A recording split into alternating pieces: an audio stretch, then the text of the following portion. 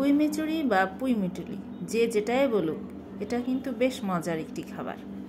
আজ আমি আপনাদের দেখাবো পুঁই মেচুরি রেসিপি। আসসালামু আলাইকুম viewers, welcome to my channel Tasfi's kitchen. রসুন আমি আগে থেকেই কুটে রাখছি। রান্নার সাধারণ তেলই ব্যবহার করি আমি রান্নায়। কেটে রাখা পেঁয়াজ, মরিচ, রসুনগুলো আমি দিয়ে দিব তেলে। কিছুক্ষণ পর বেটে রাখা জিরাটাও দিয়ে দিব।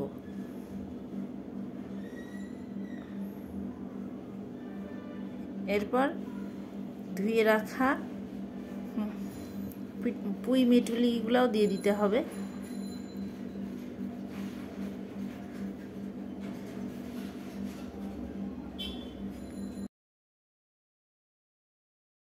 পরিমাণ মতো লবণ, হলুদ দিয়ে ভালোভাবে পুঁই মিটুলি বা মেচুরি আমরা যেটাই বলি না কেন ভালোভাবে কষিয়ে নিতে হবে।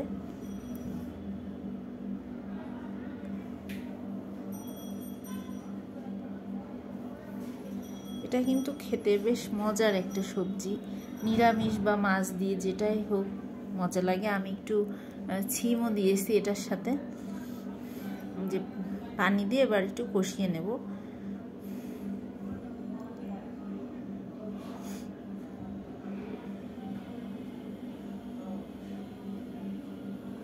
আমার কষানোটা হয়ে গেছে।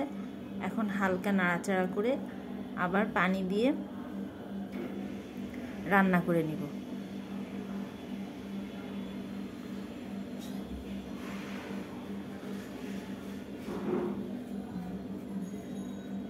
পানিটা, এটা যেহেতু চচ্চড়ি হবে, পানিটা একেবারে শুকিয়ে ফেলবো, এজন্য অল্প পানি দিয়েছি। পানি দিয়ে ঢেকে দিব।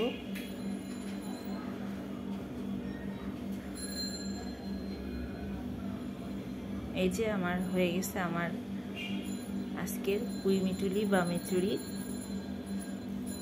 চচ্চড়ি। ধন্যবাদ সবাইকে আমার সাথে থাকার জন্য। ভিডিওটি আপনাদের ভালো লাগলে অবশ্যই লাইক, কমেন্ট ও শেয়ার করে পাশে থাকবেন। আসসালামু আলাইকুম।